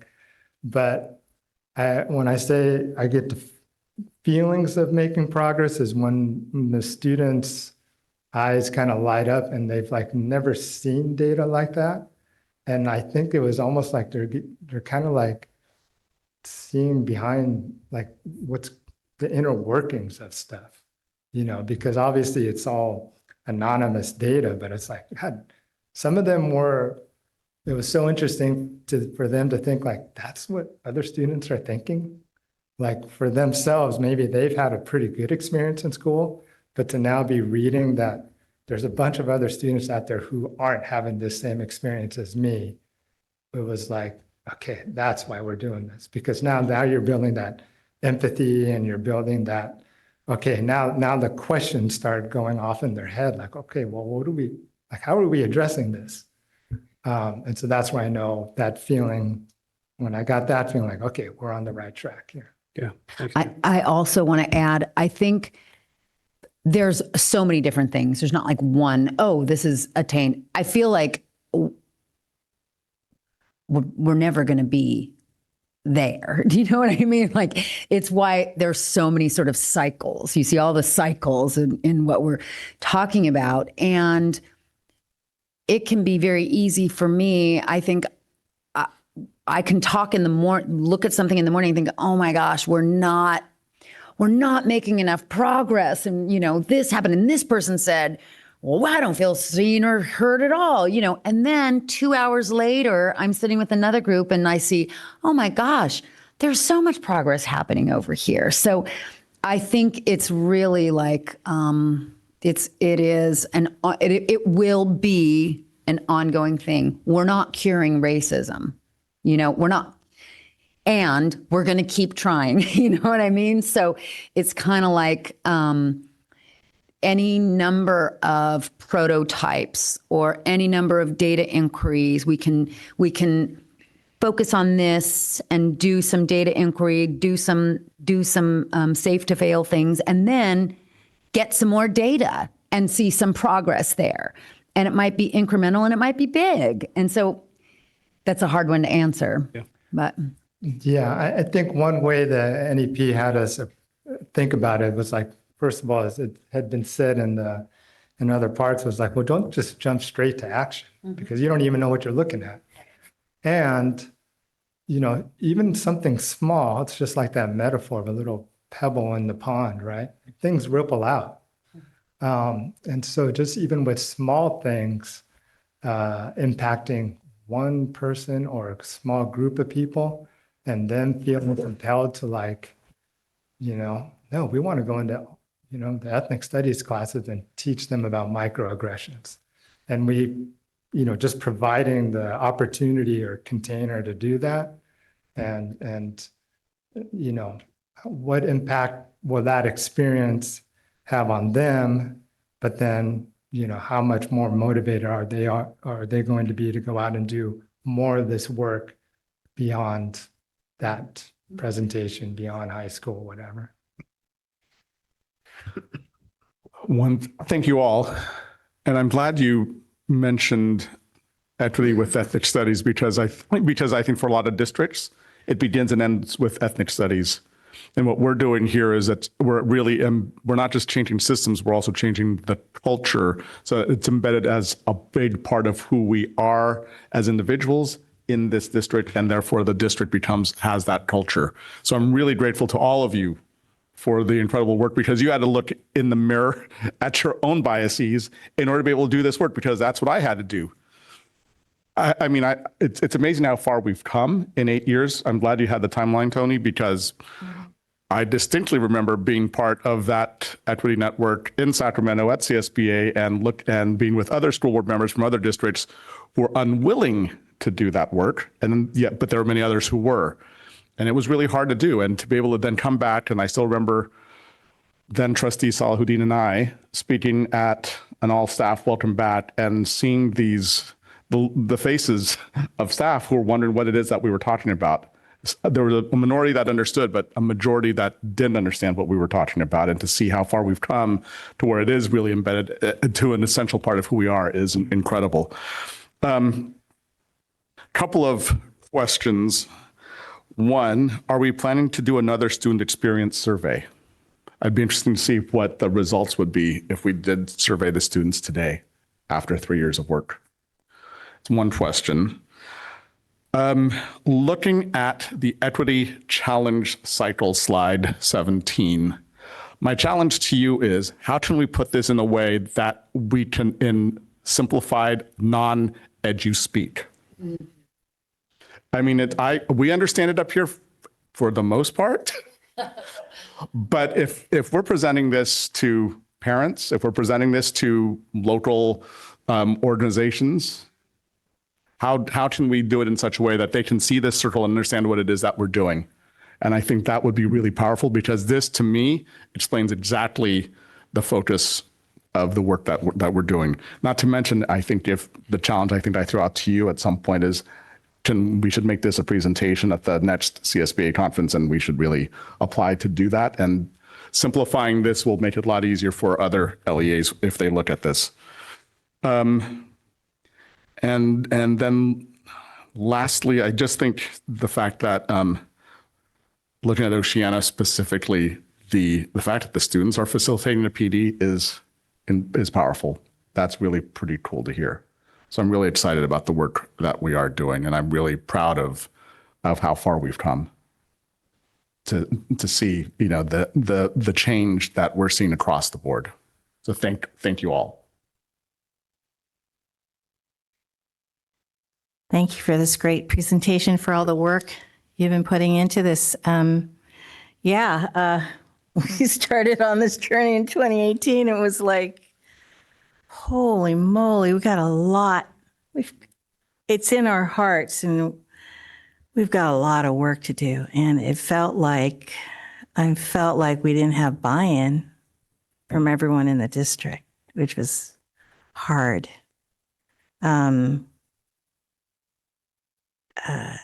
So my question is, how big is the buy-in in our district that you feel? I think it's gotten better over the last couple of years. I think part of it is with, having the ethnic studies class. I mean, that's just part of it, right? But it does give more awareness to centering issues of race and issues of systemic racism and oppression and creating, very intentionally trying to create a sense of belonging. So that's part of it. And as kind of awareness spreads with that, and as more and more students go through ethnic studies, because I think this year will be our first year, we'll graduate the ones who first had ethnic studies as ninth graders. And so that's one thing to build on. But then there's, even with like newer teachers, more and more constructing meaning, or, doing some of the workshop series that Melissa Ambrose and I do with the racial healing and personal growth. All those little things add up to like, okay, you kind of figure out like there's actually people interested in this work all over the place. They just need a way to engage with it. So whether it is being, part of their staff equity team, whether it's something they're doing in their own classroom, whether it's coming to a movie night, on a film that centers race, it's like, how can we best create those, a way in for them to engage in the work? So in that sense, I'd say it's definitely growing. That's great. May I That's really add to great. that too?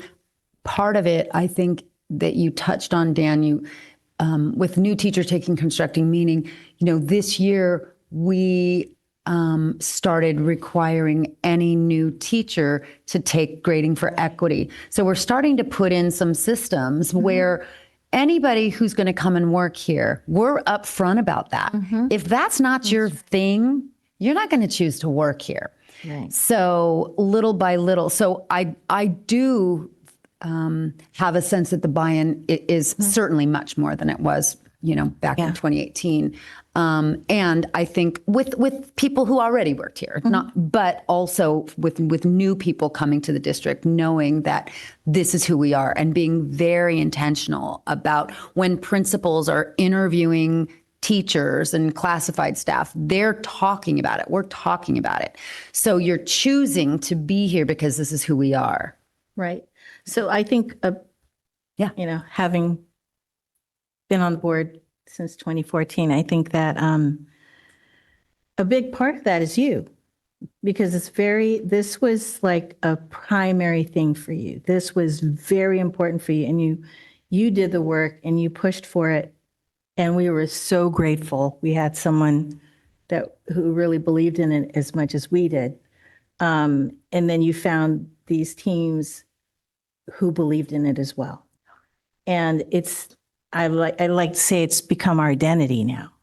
It's really becoming our identity, in that we've made, like you said, if we have any new teachers starting, they have to take grading for equity. Or you can't work here. So this is who we are, and I love that. And this is a lot of work. I took a look at this. This is a lot of work. They put a lot of work into this. And I can't tell you how grateful I am to all of you for this. And like Trustee Lee said, that slide's powerful, but let's make it accessible. Noted. I'm like, oh, my head's spinning. But there are just so many things, and you were sharing everything that, I just have these questions, and I feel like I don't want to take up all the time asking these questions, but I have them. I know. So the student equity teams, how are these formed? And then also, when they're doing the work, you have the advisor who trains them, or how does that work? That was the big challenge. Yeah. At the beginning was like, okay, do we just put the word out and have hopefully kids sign up? Do we shoulder tap kids and say, I think you'd be good for this, or ask teachers, I think you'd be. It was a little bit of all of that, and it kind of depended on the school, and it was a challenge to find advisors to it sometimes, because it's an extra thing. It's an extra thing. As much as the work might be important to the person, how am I going to fit this in? And so that's why we decided to try it during flex time, because it was a built-in structure. So it's a little different at each school. Some, like Oceana and Terra Nova, they have the bigger groups that are like maybe 10 to maybe 12 students on their student equity team. Westmore, Jefferson, they're a little bit smaller, like 6 to 7. But this, kind of didn't, they opted in. They chose to be there. The baby principal goes 6, 7. They chose to be there. They opted in, and they show up. And they help make the decisions in terms of like, okay, what does this data mean to us? And what is it that's kind of within our realm, our capability this spring to try? And certainly for all the student equity teams, it's like, okay, how do we get more students to become part of this, moving forward? And may I interject? I think Dan has been really key, because it's like, okay, how do we do this? there's not exactly a roadmap. And so because Dan has worked with each of the school sites, I think I've seen you kind of learning from, oh, we tried this. And then you've been, I think, a very valued advisor to the people at the school sites that are leading the student equity teams. And I also want to say, it's not just certificated or administrators. There's classified staff that are leading equity teams, student equity teams. And so I'm also really proud of that. Like, it's a super, it's very inclusive, but it's different at each side, I think. And Dan's sort of the thread that goes between the Yeah, support. along the way, I mean, I meet with each of the advisors and I help plan what's going to go on, and at times help facilitate, and some a little bit more than others, because some of them want to have a little bit more facilitation than others, which is great. But along the way, especially earlier in the school year, it was like, okay, this is what they tried over at Westmore, and this is what they tried at Oceana, and just trying to keep everybody's mind open to what might work. And what can we learn from each other? And at the same time, kind of making sure, like, you got to do what's good for your school. Right. Like, what's going to work for you and your students right now. Because we were also hoping that it would be a place for students who weren't in ASB.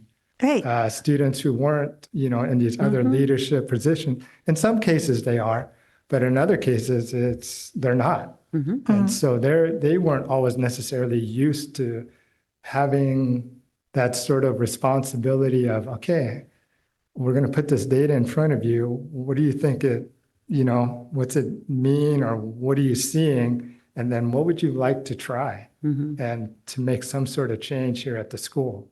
And so it's like, really? Like, we get to do that?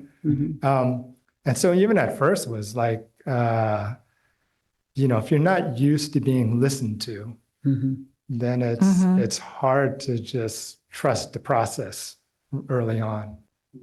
But then again, the ones who kept showing up kind of, I guess, realized, like, okay, guess we're doing this. And again, this spring, we'll see how these different projects go. Interesting. That's great. So when you have the listening sessions, you talk about data that you collect after listening sessions. So when I think of data, I think numbers. But when you say data after a listening session, it's not necessarily you gave them a survey. It's more what is the data after a listening session? Yeah, so the listening session there's different parts of the listening session. Josh Featherston and I, with the help of our NEP coaches, came up with a sort of format process in which part of it was whatever the questions were, we had them on posters around the room, and they would go around and write on it. It would give the students a chance to kind of think about things individually. And if they're writing, that's already data. Okay. And so, because you might have students who are timid or afraid to speak up, use their voice, but they'll write it, and then we take them and have what we call circle talk, and have some discussion with them, and then we're recording that one. And now we're collecting data again through the recording. And then even at the end of that, if there's something that's come up that you haven't had a chance to say, we give them another opportunity to write something down.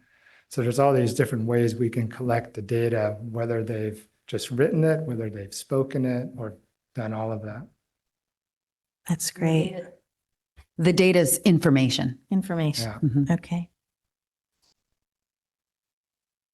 And yes, we do plan to do another survey. Well, great work. Yeah, I think that's most of my questions. Thank you very much. Thanks so much, Dan. I don't have questions. I kind of have my own observation. It's been so great to be on this board and kind of to be a part of we go to conferences to have everyone give me credit for building employee housing when I wasn't on the board yet. It's cool to be a part of that. And it's nice to know that nice to be a part of supporting that type of work. And I think that's a extremely tangible equity instrument. And now it's really nice to be a part of supporting this effort, which it goes directly to the kids, which I love, to the students. And kind of as a teacher, former math teacher, I want to jump in. I want to help out. Like if we had some students here who are struggling with math, I'd be like, "What you need?" Got a little Pythagorean theorem, there's some trig functions, a little Chebyshev, and whatever you need, right? But like you said before, I don't know what I'm doing. So I'm glad you do, and I'm glad that it's being shared with the district. I'm glad to support these efforts. It's so important for all of our students. So thank you. I do have one last question. First, I want to thank Rosie and Andy and Tony as well for, you guys kind of, sounds like you guys spearheaded this way before any of us got here. So just kind of pushing that through and making sure that is a priority for our district, and giving the support that you guys have given through all these years, and kind of in your leadership, and making sure that everybody's seeing that as our identity is really important. So I want to thank you guys for doing that and kind of bringing us along for the ride. I appreciate it. The last question I have for you though is just more of a curiosity thing. Like as far as your National Equity Project coach or mentor or whatever, are you guys, I'm sure you're networking with other districts that are doing this, right? Are you in touch with any districts that may be further along in their project that you're able to kind of tap into, or how often do you guys get to connect with anybody else doing this kind of work to see, trade ideas? I mean, in our time with this district redesign, this is like a 3-year cycle, right? We're in our 3rd year. And in those 3 years, we would meet, three times, like with districts from, throughout the nation, Chicago and Michigan and so forth. In some of the first couple years, my ally pod group actually met every month. And part of it was just exchange of ideas, what's going on at your school. Part of it was support and realizing we're all going through this together. And, sometimes you need to have a good laugh with other people who have to, battle systemic racism. So there was some of that. And then we'd have the retreat, right? So, and that was a chance where we're there in person, and you really get to exchange ideas and things like that. And I don't feel like any of us is way ahead of the other. Do you know what I mean? Like, I do feel like we're all in different places. I think they came here and learned from us, and we're like, wow, you're doing that. We went to Santa Clara, we went to Walnut Creek, we go there and we're like, wow, you're doing that. So we're definitely seeding ideas. We're learning a lot of sort of content, for lack of a better way of putting it, content and processes from the National Equity Project. We're all there learning in these it's really great PD. And then we're all trying different things. Yeah. And so we're seeing what other districts are doing, what other schools are doing. Connections are made. There's teachers and classified staff and administrators from different school districts from around the country. And, the world is smaller. You can just get on Zoom with people. So definitely, it's a really supportive thing. But I don't feel like somebody's figured it all out. And it's more like, they tried this. I'm kind of learning from each other. Yeah, I think it's just good to know that you guys are still, at National Equity Project, that you're doing it, with the people that because our community is going to be very different from a community, further down the road here in California even. So, I mean, just kind of getting those interactions are important for this project, I think. So I just kind of wanted to know what that felt like. Yeah, and one of the decisions we'll have to make is what our relationship with National Equity Project will be, after this third year. Yeah. Whether it's going to be with another network sort of cohort, or whether it's just more, our coach is just working with us more directly. Thank you guys. Yeah, we definitely want to continue partnering with them, and we're kind of figuring out what that'll look like. Sure. Thanks again, everybody. I do have one last comment, actually. Just all this made me think about what Nicole Anderson, when she did the training with us years ago, walking us through the history of public education in California and asking the question, can a system that was founded on inequities be trusted to fix itself? And I would argue from the conversation today that we sure as hell are going to do everything we can to do it. And I think we're well on our way, at least in our localized venue. Thank you. I agree. Thanks, Dan. Thank you. Thanks, Dan. And Thanks, everybody from the equity design team for being here tonight, too. We're on item 16A3, and I have allowed my computer to lose power. They volunteered. Oh, 16A3, that's Ms. Presta. Okay.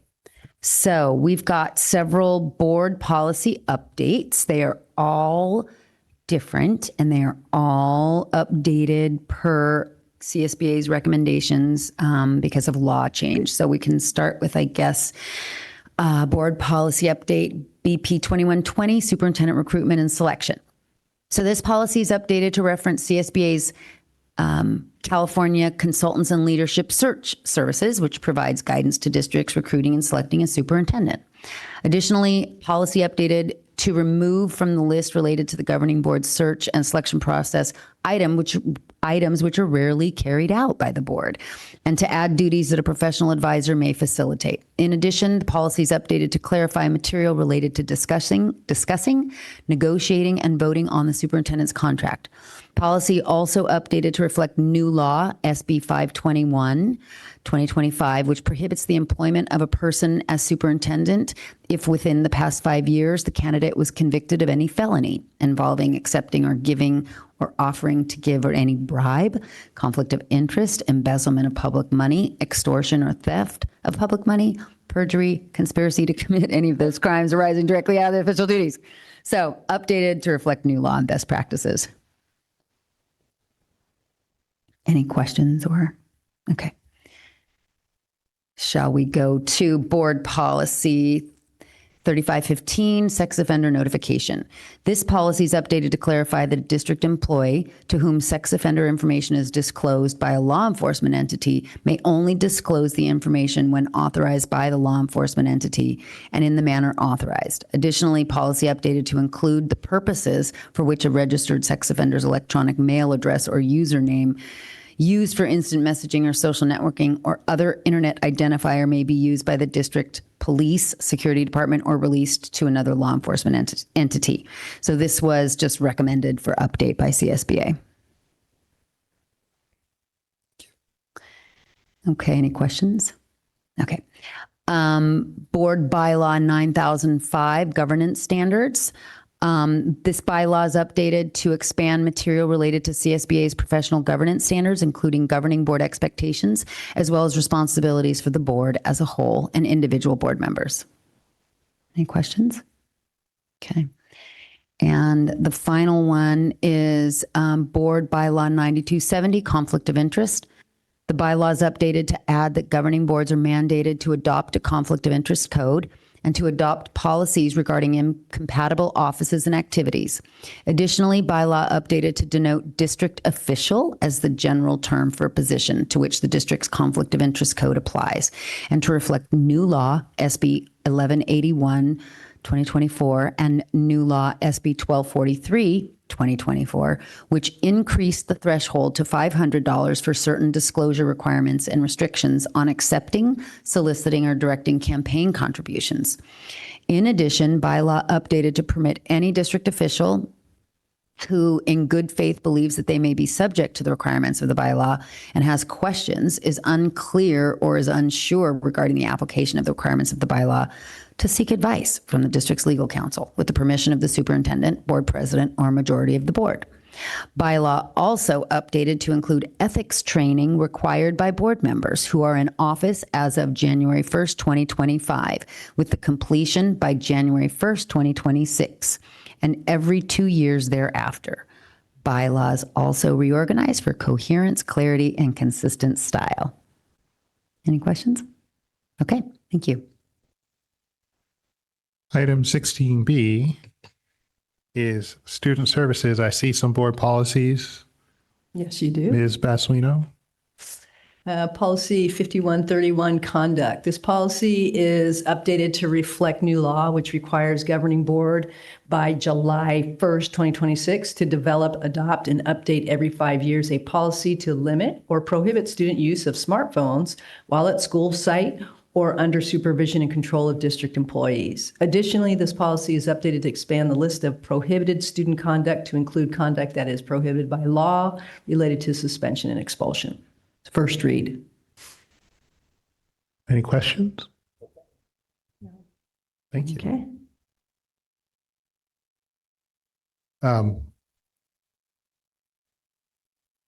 Sorry. Are we on 16B2? Yes. Okay, board policy 5131.7. Weapons and dangerous instruments. This policy is being updated to include school officials who are alerted to or observe any threat or perceived threat of a homicidal act to immediately report the threat or perceived threat to law enforcement and add language regarding staff training and align with staff responsibilities to report such acts. No discussion? Will you tell us about board policy 5141.4? I certainly will.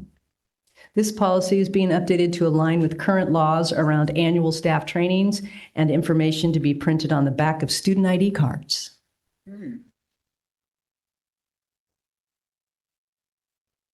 Any questions? Discussion? Thank you, Ms. Basolino. 17. Sorry, I was a big part of this and I let my computer get out of juice. Okay, 17A1, Governance Handbook. I'll read. Luann Berman Rivera, CSBA Governance Educator Consultant, facilitated a New Beginnings effective governance workshop for our governance team. That's the Board of Trustees and the Superintendent on March 28th, 2026. The Jefferson Union High School District Draft Governance Handbook documents aspects of an effective governance system, including our agreements about norms, meetings, guidelines, and protocols developed at our workshop. The governance workshop conversations were produced and resulted in the completion of an excellent and comprehensive governance handbook. Whoever wrote this is very flattering. We focus our discussions on agreeing on an understanding of the common ground. That's called unity of purpose, moral imperative, shared by governance team members. Building and sustaining a positive culture based on open communication, trust, and respect. These are norms and meeting guidelines. And completing our governance handbook. The changes that we made to the draft governance handbook sessions are highlighted in yellow in the attachment, that is.